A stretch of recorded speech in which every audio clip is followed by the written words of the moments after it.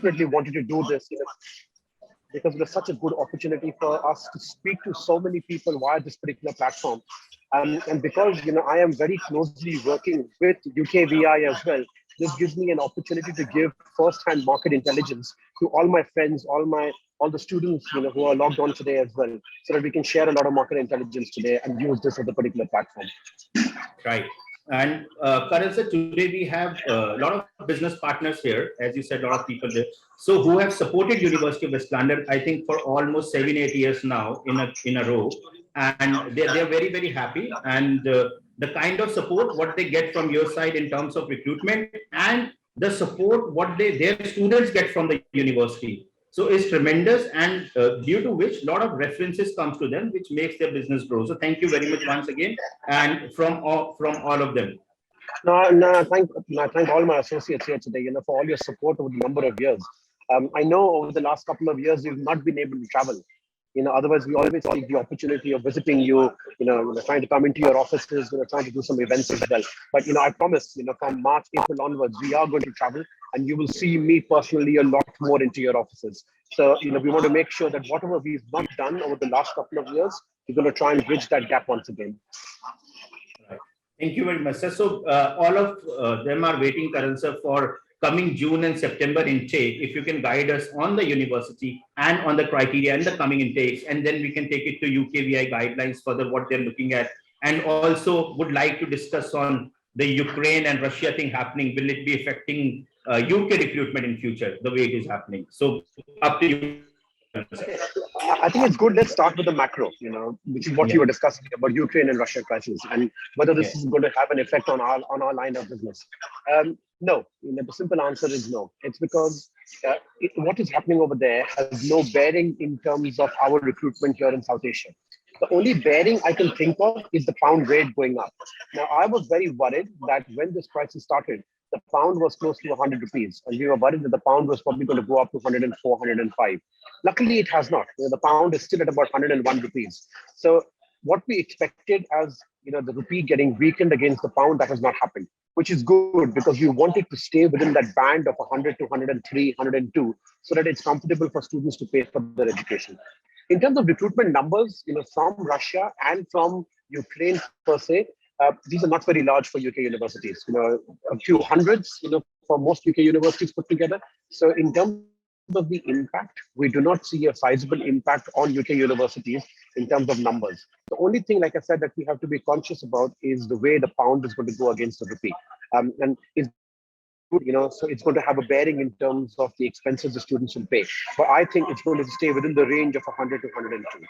So, like answering your question, I don't think it has much of a bearing on it. But what I wanted to use this as an opportunity is to tell you a bit about this particular university. I know we've done things in the past, but University of West London is very progressively moving. What we were about 6 months back is not the same where we are right now. We are continuously evolving as a particular university. And that's why I think this is very important for us to have this platform and to have this discussion. So I want to start off by a small presentation. Ajit, is it okay if you run the presentation for me? Or you want me to run the presentation? No, I will run, sir. No problem. Okay, perfect. Gaurav, can you please mute the attendees? I can hear some noise, so this will be a disturbance for other attendees also. So if you can, from admin, you can mute all the attendees, and whosoever will raise hands later on, we will unmute them. Yeah, just to start off with a small presentation about University of West London. We've had a very good intake. Let's start off by saying, what we are, where we are. The most important thing is the facts and achievements for this particular university. You are probably working with a number of other universities, in the UK. But what you would get with University of West London are very high-ranked universities. As per the Guardian ranking of 2022, we are ranked 35 in the UK. So when you compare us to the likes of any other London-based university, I take the examples of Greenwich, East London, Hertfordshire, London South Bank, Bedfordshire, Middlesex. We are higher ranked than any of these universities. All these universities are probably in the ranking of 80, 90, or 100. And where we are ranked is about 35 in the UK. So very high as a university. One thing which Ashish, and which Gaurav sir also mentioned was in terms of the experience. They keep talking about the experience. This is something which we pride ourselves upon. We are the University of the Year for Student Experience in 2021. So when a student comes and studies with us, the best kind of experience which they will enjoy will be at this particular university. And we've been awarded by the government in 2021 and 22 for student experience. Why is this important? This is important because of the feedback which will come. When you send your students, because the experience is going to be extremely good, the feedback is going to come back from the student community that yes, go to West London. They're there to support you. Yes, go to West London. They listen to you. And that's why the student experience point is very important. The other important point being our employability ranking. 98% of our graduates are within employment, or 6 months of them passing from the university. And it's not just employment, from a full-time perspective, but we're also looking at employment from a part-time basis. We are in London. My next slide is going to talk about the location, but we are in London, which warrants a lot of employment opportunities. If you speak to any of our student population, they will tell you it is very easy to find part-time jobs in and around London. Now, I'm also going to talk a bit about part-time jobs because people might think, there's scarcity of part-time jobs. It's on the contrary. I had a meeting with my placement office, and they were saying that the hospitality industry is back, it's growing. It's because UK has removed all restrictions now. So there is a lot of demand for part-time employment in the hospitality sector. Good news for our student population because very, very close to Heathrow Airport. Between us and Heathrow Airport, there are approximately 300 or 400 properties, in hospitality industry. So it becomes easy for our students to get jobs. In terms of, again, not just the hospitality industry, the business school. Our business school won the Business School of the Year award in 2019. We have the best students union, according to the National Student Survey. What we also have is the Westmount Enterprise Hub. Now, it's interesting about this particular hub is because something which has started in India is called Shark Tank. I'm sure you must have read about it now. This was a very US concept. It has now come to India. And you'll probably see it on television very soon.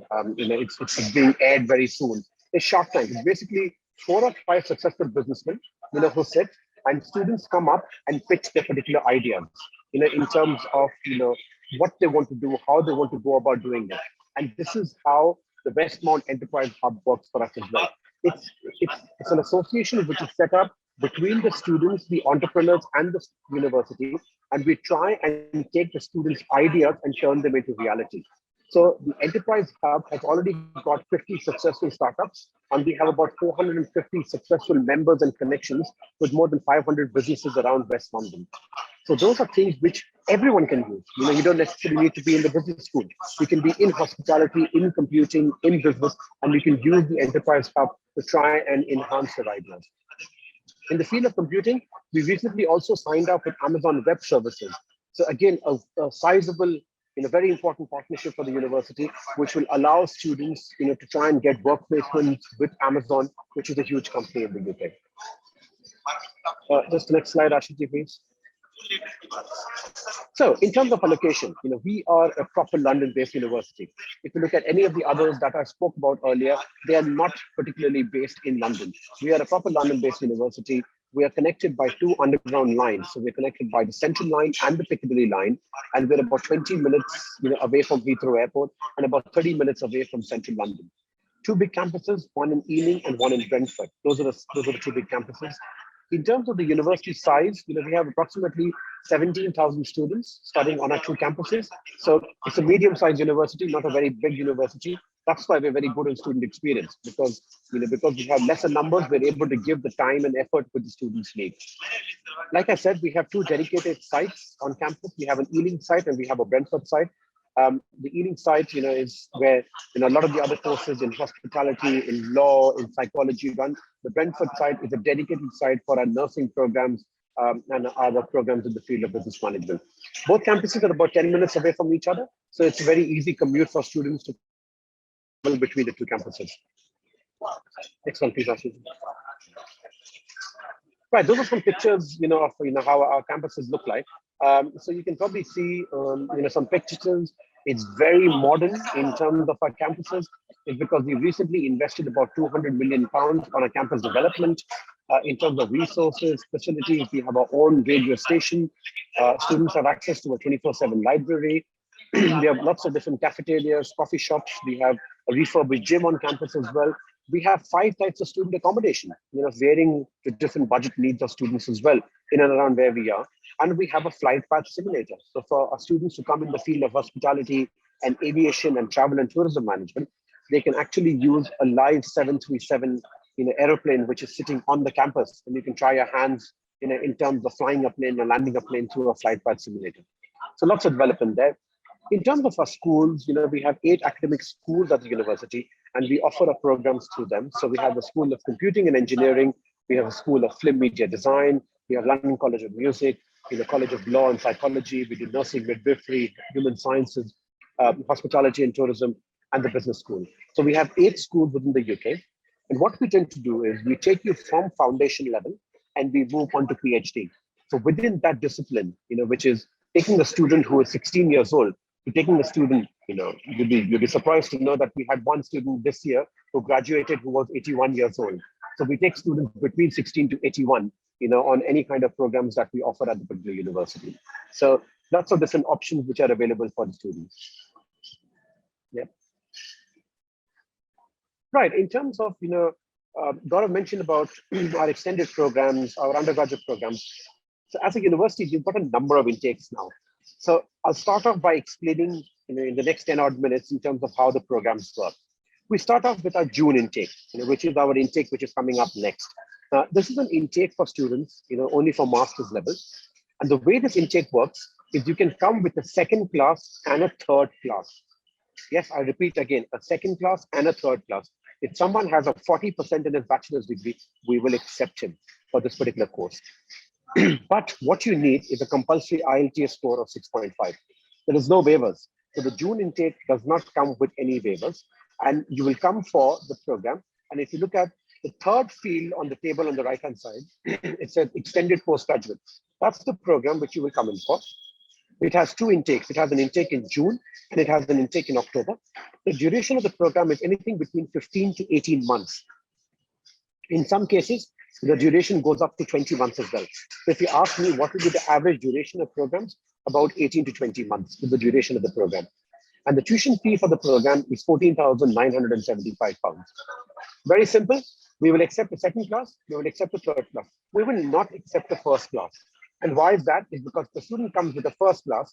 Why do we have to put him on the extended? We will put him straight onto the postgraduate. So he can start on the postgraduate program starting in September or January. So we have 2 intakes in September and in January. And the postgraduate program, again, ranges anything between, say, 12 months to 15 months. So that's what we do in terms of the June intake. Then we have pre-sessional English language program. I'm sure you know that to do a pre-sessional English program, you need to have UKVI IELTS. So if students have UKVI IELTS, they can do a pre-sessional English language program in the month of June and July. And then they will add on to the undergraduate or the postgraduate program. Once we're done with June, July, we move on to September. Big intake. What we do is we offer our entire postgraduate portfolio and we offer our entire undergraduate portfolio. The undergraduate fees are $13,250 and the postgraduate fees are $13,750 for the September intake. Again, across the board, we have all courses which are being offered there. Once that intake gets over, we move on to the enhanced extended program. Now, the enhanced extended program is the 4th one that you see on the table over there. Now, this is a program where we will take a second class and a third class, but the IELTS score needs to be 6. So if a student has an IELTS score of 6 or above, so it can be 6, it can be 6.5, but the minimum is 6, then they will come and do the program, which has 2 intakes, an intake in September and an intake in January. So the intake in September will be 18 months and the intake in January will also be 18 months. The tuition fee is £16,800. So like I said, rolling intakes, June, July, September, October, November intake again for the pre-sessional English program, and then a January intake and a February intake. So for all our friends here, all our friends who are involved in the recruitment side, you have 7 big intakes coming up over the next 9 months. That gives you ample recruitment opportunity. And the reason why it works is because we can actually take a student with an IELTS score of even 5 and get him onto a program, and to a student who even has an IELTS score of 7.5. So when your student comes into an office, for counseling with you, the student will go with an offer from West London. It's not as if we will tell the student that we're unable to offer him a program. We will be able to offer him something, whether it is a conditional offer with English or whether it is an offer directly for an unconditional entry for a postgraduate or an undergraduate program, or an extended program or an enhanced extended program.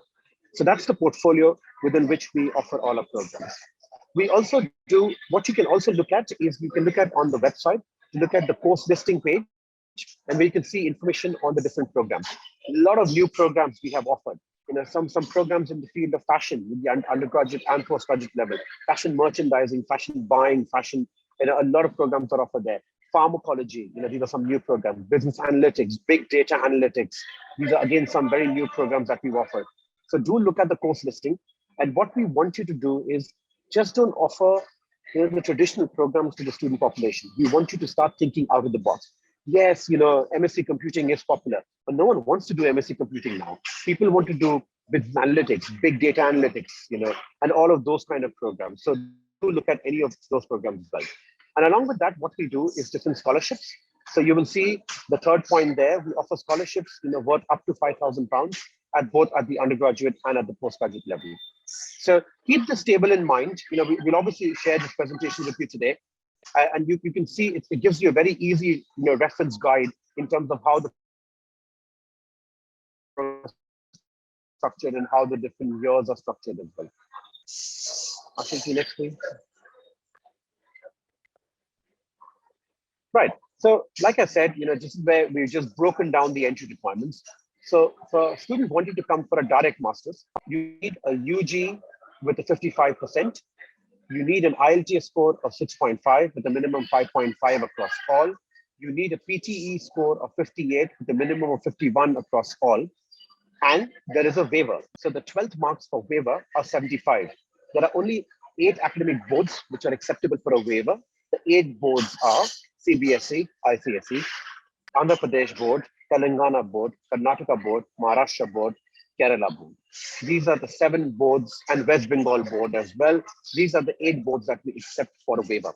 So if you have done your 12th from any of these boards, and if you have more than 75, you get a waiver on the direct masters starting in September and in January. Let's move on to the next field, which is the extended masters. Extended masters, any percentage, like I mentioned, on your UG degree, you need an IELTS score of 6.5, a PTE score of 58, but there is no waiver on this, and you can come with a second class or a third class on this. The enhanced extended masters, the third one, again, any percentage in the UG degree. Here, the IELTS score goes down. The IELTS score is 6 with no band less than 5.5. Your PTE score is 56 with a minimum of 51. But again, there is no waiver on the enhanced extended. And the final one is the bachelor's degree. Any HSC, whether you've done it from Punjab, you do it from Haryana, Uttar Pradesh, Uttarakhand, any of the boards all across the country, an HSC score of 60% and above. Students should have passed out in 2000. So that is actually wrong. We are accepting 2019. We've gone down by a year. It's not 2020, it's 2019. An IELTS score of 6 with a minimum 5.5, 52 with a minimum of 51, and the 12th marks for IELTS waiver are 70. So if you go down below, you will see those boards: CBSE, ICSE, Maharashtra, Telangana, Andhra Pradesh, Karnataka, Kerala, Tamil Nadu. If you've got more than 70, you get a waiver on the IELTS. If you're deciding to come for the MBA program, you need to have 2 years of work experience. You will get a number of students who say passed out in 2014. So they don't qualify for a master's. It's because we say the minimum gap is 2017. So what they can come on and do is the MBA program. Show their work experience for the number of years that come out of bachelor's degree, and then we can show that. For students wanting to do a master's in international business management, they need to have a relevant background in commerce, economics, or business in order to meet the entry requirements. So that's very important, that you can only take a BCom student, or a finance student, or a statistics student. Only they can come and do MSc IBM. If you get a Bachelor of Arts student, they cannot come and do the Master's in International Business Management program. So again, that's a simple entry requirement page which we've got. We're again going to share this with you, so it becomes so much easier for you to actually counsel your students as well, because you know exactly what the entry requirements are, and you don't have to even come to us. In a number of instances, what we want to do via all of this and why this presentation today and the talk today is to arm you with the information by which you can make a decision. So if a student comes into the office, you can decide then and there itself, yes, you will get an offer from West London. Yes, it will take 1 week, it'll probably take 2 weeks, but you will get an offer from West London because I know you meet the entry requirements. And that's why we share this information more and more with you. After the next slide, please. Right, like I mentioned, the university is moving, a lot of changes at the university, some new programs being introduced. These are some of the new programs which we recently introduced over the last 12 to 18 months. Artificial intelligence, analytics, bioinformatics, civil and environmental engineering. We have a pharmacology program, biomedical science, computer games technology.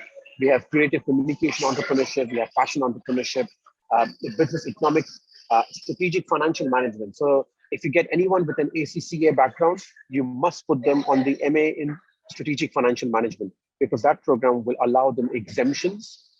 So instead of doing 6 modules or 8 modules in total, you will get an exemption from a few modules. So you must try and look at the MSc in strategic financial management if you come across a student with an ACCA background. We then do the international tourism management, hospitality management. The hospitality management is obviously with the internship, and then we have a marketing and social media program as well. So these are some new programs that we've introduced, and you must try and look at these programs when you're counseling the students. Right, so again, what we've done is, this is the extended master's program. So the programs which are coming up in the month of June now, we do digital marketing, finance and accounting, finance and business management, international business management, masters in business administration, MSc applied project management, civil and environmental engineering, construction project management, cybersecurity, digital audio engineering, health informatics, information systems, software engineering. Then in the hospitality side, we have food business management, international travel and tourism, and the MA luxury hospitality management. So you can look at any of these programs for the intake in June. In terms of how the application is made, just the normal process which you follow. But one thing, which we want to tell everyone, we don't need personal statements. So do not upload an SOP or a personal statement for any UWL application, whether it is foundation, whether it is undergraduate, whether it is postgraduate. What we need is the application form to be completed fully. So the application form that we have has got 5 or 6 questions which the students need to answer. So you must help the students in terms of answering those. Now, one word of advice is, when you're helping the students answer, do not talk a lot in terms of working in the UK, because that is obviously a red flag, not just with us, with UKVI as well. We understand PSW is there, the graduate route is there, so students will want to work, but do not talk a lot about that. Next thing is, do not talk about health benefits in the UK. We know students are paying IHS, so they're entitled to NHS services. Do not talk a lot about that. Try and stay away from those kind of topics when the students are talking about why they want to come and study. It should be related more to the course, more to the proposed program that they want to study, more in terms of their career goals, in terms of their outcomes as well. So use that, to try and explain your personal statement, but we do not need any personal statement at West London. This applies to both UG and PG. The other thing that we need is obviously your transcript, your class 12. In most instances, if you are able to verify your class 12 mark sheet for your students, it's good, because otherwise, we tend to verify every class 12 mark sheet, whether it's CBSE, ISCSE, or the state board, we tend to verify that. We will need a copy of the student's passport. If it's not there, it's fine. We need it at CAS stage. But then if it's a program which requires a portfolio, we would request you to submit the portfolio as well. So the application process is very simple. Application turnaround times, I'm sure you can understand with the kind of intake we've had, or the kind of intakes that most UK universities are having, the turnaround times have gone up. So we're probably looking at approximately 2 weeks in terms of a turnaround time. So do plan well in advance in terms of making sure your application comes in and we're able to process an offer letter for you. Right, so that in a gist, was a small presentation. I want to touch, Gaurav, is it okay if I touch a little bit about CAS letters and what we do there? Yes. Currents are very, very important. Yeah, so I think, what we pride ourselves upon is our relationship with Infinite Group. So you will probably see sometimes, Infinite Group are constantly behind you. This is not correct. This bank statement is not correct.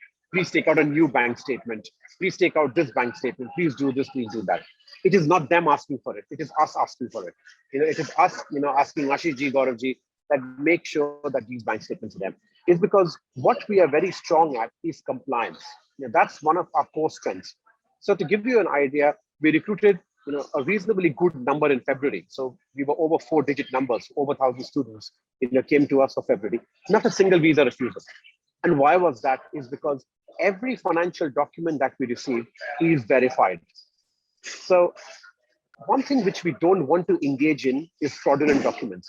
Is because if you now see our offer letter, there is a line which is mentioned in the offer letter that if your visa gets refused because of fraudulent documents, the student will lose the complete deposit. We don't want that, because the students are paying £10,000 as a deposit, which is a very large sum. So do not do that in any eventuality. Please try and keep the bank statements as clean as possible, the bank loans as clean as possible. We need loans which needs to be approved, and we write to the banks to confirm that the loans are there, the loans have been sanctioned, and the loans are a part of the education loan scheme. So try and refrain from taking loan against fixed deposit, loan against term deposits. Take an education loan from the bank. There's no issue at all. When you provide your bank statements, if, for example, we see a big, let's say, for example, if a student is applying for a visa in the month of May, and on the 30th of April, he's deposited 20 lakh rupees, that is going to get the alarm bells ringing. It's because the High Commission says you must find out the source of the funds. There's no problem. The student can say, yes, the money came from my father's account. This is my father's account. The 20 lakh came from, no problem at all. But if you do not have the source of funds, we will ask you for the source of funds. So make sure you have the source of funds in order. If you are taking money, we understand it is very common, for you to take money from your relatives, because people don't have, that kind of money put in white into your accounts at one point of time.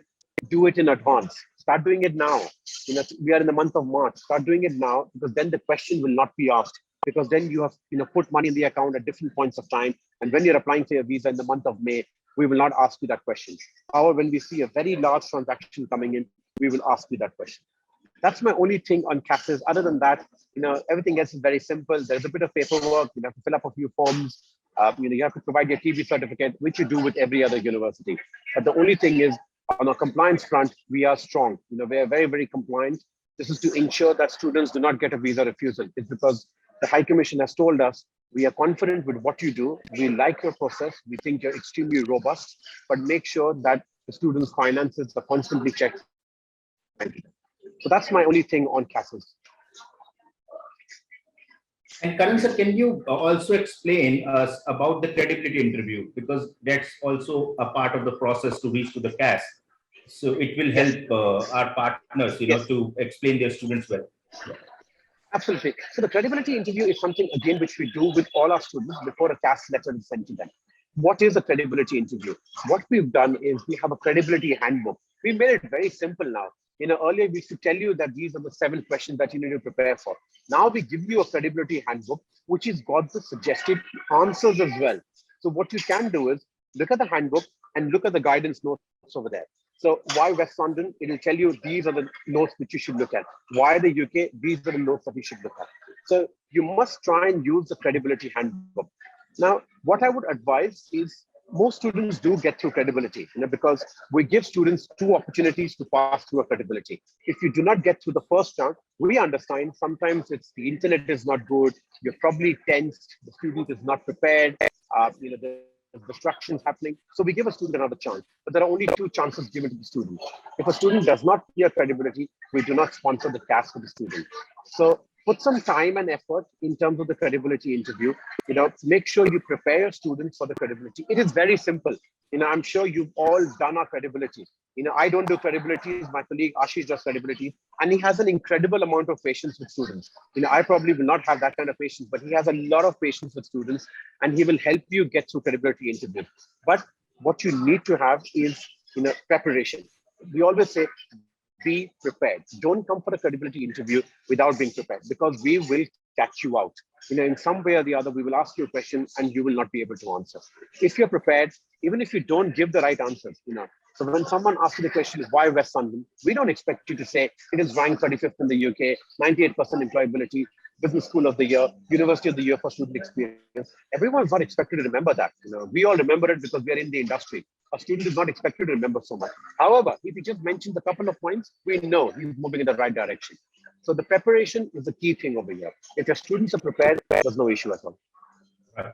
And I would also like to add here, the only university in UK education sector doing credibility only after the deposit of 250 pounds. So if I talk about other universities, so they ask for 3,000, they ask for 4,000 pounds, and which actually puts sometimes the position of our partners on stake in case the student get rejected on the credibility, because to get that 4,000 pounds coming back, the student end up losing the intake with other universities as well. So with University of West London, once the student gets the offer for credibility interview, the student only needs to pay a deposit of 250 pounds. We will make sure the credibility happens once the student is well prepared.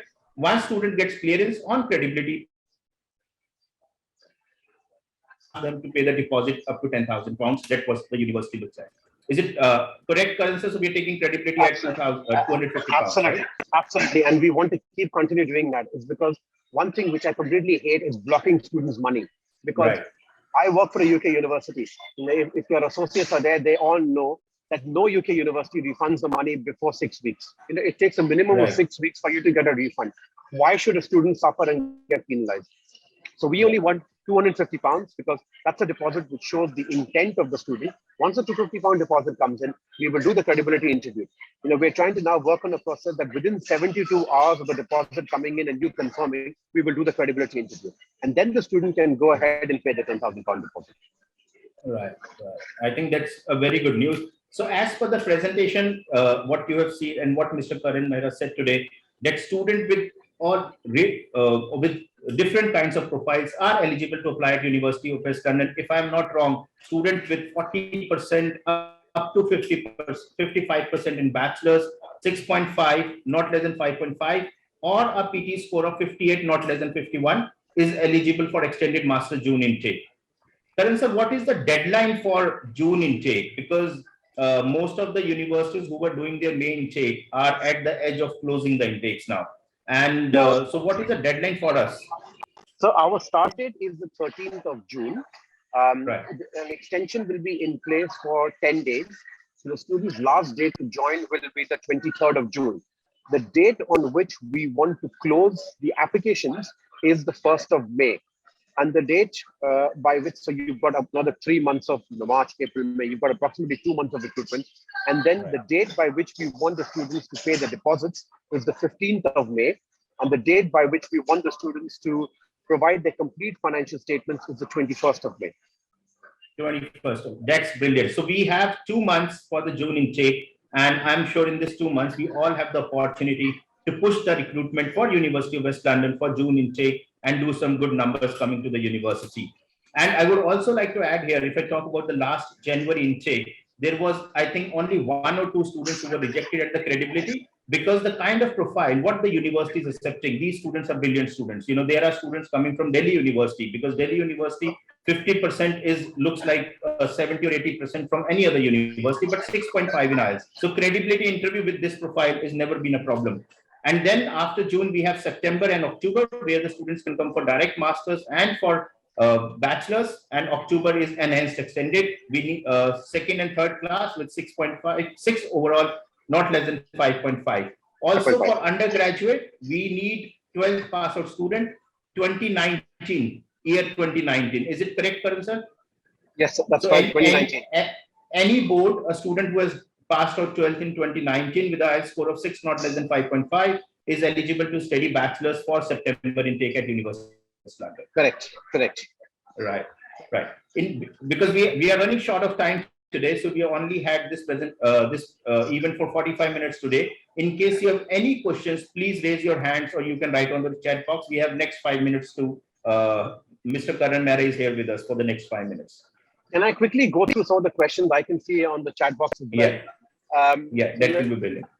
Basically, people are asking in terms of the gap for UG and PG. So the gap for UG is 3 years, like we said, 2019, and the gap for PG is 5 years, so 2017. If it is more, then you can recommend the student to apply for the MBA program. People have asked the extended postgraduate courses, so we obviously explained that. There is no waiver on Punjab board, unfortunately, because the students will need an IELTS score, or some kind of English language score for that. Is 72 in English eligible for waiver without IELTS? Depending upon the board, if it's on one of the 7 or 8 boards that we accept, then it's absolutely fine. Can the main applicant apply for a student with the visa with the spouse? Yes, if it's a postgraduate program, not an undergraduate program. So it needs to be a postgraduate program. So if it's a level 7 program, then they can do that. They apply for a spouse visa as well. There's no response from the university. Let's look into that. If it's for the February intake, and obviously it was very close to the intake, and we had thousands and thousands of students applying. So we'll definitely have a discussion. Ashiji, if you keep a note of that, we need to look into that, because that's one thing which we cannot allow 10 to 12 files not being able to do that. Does the university accept a double master's? Interesting. Yes, we do accept a double master's, but we don't make that decision ourselves. It needs to go to a compliance team. So again, it comes down to those 5 or 6 questions. It depends on how the students have written the answers to those questions and how they have justified why they want to do another master's. Let's say a student has done an MCom from India and now wants to come and do an MBA program. Why? What is the need for you to do another master's program in the UK? So that's what you need to answer. What is the turnaround time for offer letters? Anything between 7 days to 14 days is what we're looking at. If you have someone which is urgent, which is a priority, please let Ashiji know, because we have a process wherein we work with the list of an urgent priority offer list, and we try and get offers on an urgent priority list.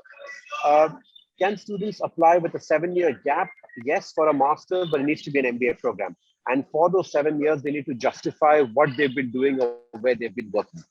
So you should be able to justify why that. And so we have few questions in Q&A as well. Yeah, please.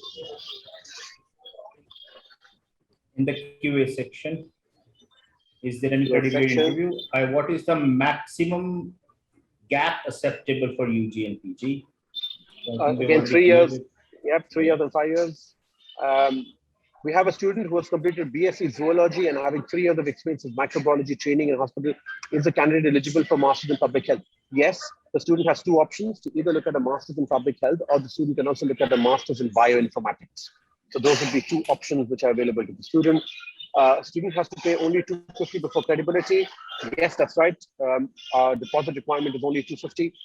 Once you pay the $250, we can do the credibility, and then after that, the student can be asked to pay the £10,000.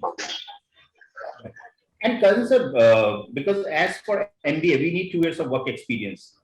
Yeah. So is there any kind of level or a designation required for a person who can do study MBA with us, or any profile of work experience will work?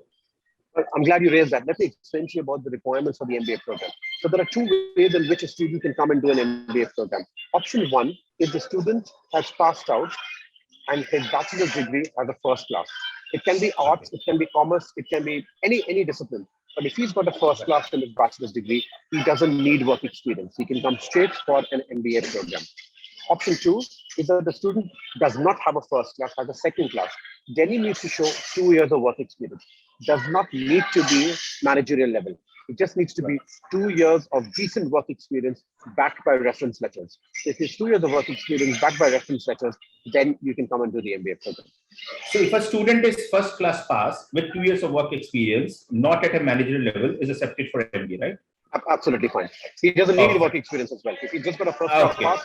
So even if you get a student who is passed out in 2021 and he's got a first class, he can come and do the MBA program. Doesn't need work experience. Right. So any student who has completed bachelor's with first class, recent pass out, so there is an option to do MBA as a fresh graduate. Karan sir, we have 2 more minutes with you, because I promised you for 45 minutes. So 1 minute for Kamaldeep Kaur. Ashiji, she has raised the hand. So can you please invite Kamaldeep Kaur? And 1 minute for Nation One Consultants. No, please. I have another 5 minutes for you. I'm not 2 minutes, and I have 5 minutes, please. That's brilliant. We cannot keep it that short. You can please take 10 minutes as well. Since we have a good discussion going on, I don't want to interrupt the discussion at all, please. Hi, Kamaldeep. You have raised your hand. Would you speak to Mr. Karan?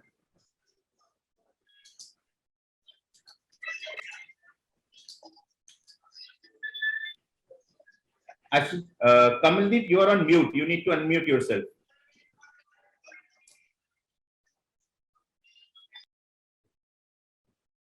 I think all the queries are sorted now. So there's one more yeah, thing which came in the one more thing which has come out, from I think from Neha. That the students passed out in 2016, 12th, and English marks is 72, and BA Bachelor of Arts in 2019, and 70% marks. Is she eligible for a master's program or not? So first question is, what does she want to do? If the student wants, if the 70% is the first class, then the student can do an MBA program. However, if the 70% is not a first class, then the only option available for the student with an arts background is to look at psychology. We have an MSc in psychology conversion, and the student can look to do a psychology program on the basis of the profile that you've got over there. If a student has done an MSc chemistry and has experience and then will apply for a business program and MBA, yes, that is possible. Those are the kind of cases which are very possible. Because you can justify that I've done chemistry, but now I want to expand, say, for example, you want to work in the pharmaceutical industry, because of the advent of COVID and things like that. So you can obviously justify that a good statement on your application, and then those students can come. right. And there is another question, Karan sir. In case the student fails the credibility interview, so is this 250 pounds is refundable? So the 250 pounds is not refundable. Okay. So this deposit is non-refundable deposit. Okay. So another question came up in terms of pre-sessionals on campus. I presume they're referring to the pre-sessional English language program. So basically, at University of West London, we have the provision for what we call as flex learning, which is blended learning with online and distance education. We are not doing, however, any online education. We want everything to happen on a face-to-face environment because COVID is now over.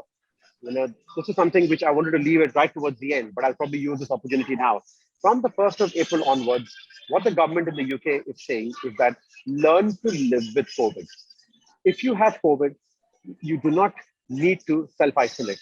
If you have COVID, you do not need to get tested. If you have COVID, you do not need to get a lateral flow test or an RT-PCR test. Be sensible. If you've got COVID, stay home for a few days, treat it like a cold, and then come back into work or come back into education. So the government's gone ahead and completely opened up the economy. So they have specifically told us, do not have any online provision unless it is necessary. So UKVI also have now allowed us to give COVID concessions until June 2022 only. So after June 2022, there will be no COVID concessions in place. So anyone doing online education after 2022, will not qualify for PSW and things like that. Everything goes out of the window. So everything needs to be face-to-face. So all our education, whether it's pre-section English or extended or master's or undergraduate, it's all on face-to-face on the campus itself. Will an applicant get a combined CAS? Yes, when they get combined CASs with English, with extended masters, it's one single CAS letter which covers the entire duration of the program. Is the 250 deposit minus on the university fees? Yes, that's a good question. It is deducted from the fees. So if the fees is 13,750, if the student has paid 250, then the student only needs to pay 13,500. It's not extra. It's a part of the fees itself. For extended postgraduate programs, leading to postgraduate students is getting a CAS for level 6 or level 7. It's a level 7. All extended programs are level 7 CASs. So the students can apply for a dependent visa as well. So it's all level 7 over there. Is MOI accepted for master? Yes, it's accepted. Those 8 state boards that we refer to, and the students need to have above 75 in English from those 8 state boards to be able for that. With a gap of more than 5 years after bachelor's, only option is to come via the MBA program. Sorry, I'm just buzzing through these answers. Yeah. No. There are a few students, who have passed in bachelor's in like 2013 or 2014, and they have a excellent work experience working with good MNCs in the relevant stream, and then they want to move on to business analytics, for example. So will we not be able to accept them because you said it has to be 2017 pass out? Yeah, so what we tend to do is we tend to look at the work experience of the CV. Okay. I cannot say there's a blanket ban. Normally we tend to have a blanket ban, but if you get someone who's got that experience bang on in business analytics, then we will consider that particular student. And if he can show that what he's been doing over the last 7-8 years is relevant to that particular field, then we will accept that particular student. And I think it also depends on the what kind of organization the student is working with. Absolutely, absolutely. So for example, we have a lot of students, working for say Accenture or PricewaterhouseCoopers or KPMG or IBM. So if they've got that kind of experience, obviously, it's very substantial work experience in very well-reputed companies. So we don't have a problem at all with them. Right. That's brilliant. Ashish, is there any other questions you can see? Or I think now it's already currency sorted out. So the student, I think something has come from Neha. Student has passed 12th in 2018, 70%. English 63, BC in 2021, 980%, 980% marks. Is she eligible for master's program? Yeah, student. With 80%. Okay. Yeah. We will accept the student. Yes. Yes, that's fine. And Karan sir, before we end today, I would like all the attendees note that we have mentioned our email address and the contact number for your further queries and applications. But before we end today, it's been 15 years to me also in the industry. And the only thing what people have made money in the industry and the businesses have grown up for everyone. But the only person in the industry who is able to manage the work-life balance, I only see Mr. Karan Mehra. So we need tips for that before you leave today. And this is very, very important for all the attendees because anyone I'm meeting, boss stressor. I told them, don't worry, on 4th of March, we'll sort out this stress before we finish the event. So we need at least 3 tips from you, how to manage the work-life balance and maintain health. So up to you, Karan sir. It's very interesting you said 3 tips. So the first thing is, give 1 hour to yourself every day. So that's what I have done over the last 3 years, ever since COVID has started. You have to give 1 hour to yourself. Do whatever you want. Your passion, reading, going to the gym, speaking to friends, listen to music, do whatever you want. But give 1 hour to yourself. I think that's incredibly important. Spend time with your family. Spend time with your family and friends. And learn how to say no. So if Gauravji will call me at 8 o'clock in the evening and says that this cash is very important, I need it tomorrow morning, learn sometimes how to say no. So if you learn how to say no, tomorrow morning at 8 o'clock, the cash will be ready for you. But that night at 8 o'clock, the cash will be ready. So there's no tip. There's absolutely no tip. My main thing is just give yourself time. Work is not everything. I'm sure you've all learned in a very hard way. We've all had COVID within our families, probably parents, grandparents. People have passed away. It's been tough for everyone in the last 3 years. So it's actually taught everyone, give yourself the time. Life is short, life is precious. Make sure your health is important. If your health is important, I'll tell you, I had basically 2 COVIDs, the first wave and the second wave as well. I was completely fine. And the reason I was fine is because, I work out, I play sports, I'm into sports. So just make sure you keep your health, keep yourself healthy, you'll be fine. That's my only tip on this. Otherwise, there's no tip at all. Right. Thank you very much, Karan sir. And next time I will make sure out of more than 150 attendees who are here today. So I will be inviting at least 50 to show your faces what we have learned from the last tip today. And thank you very much. Yes, Karan sir, you're saying something here. No, definitely. I look forward to that. I would want to know how people have. And I will hide myself. Yeah, and how people have used it. No, you look fine, Gaurav. You're absolutely fine. You've maintained yourself. You're the graph which has maintained itself over the number of years. So you're absolutely fine. There's no problem. Right. Thank you very much, Karan sir, for your precious time today. And looking forward for your guidance as always. And thank you very much for being here. Thank you all the attendees, always supporting Infinite Group, always supporting University of West London, and we are looking forward for your support. Thank you very much. Thank you, Karan sir. Thank you, everyone. Thank you. Bye.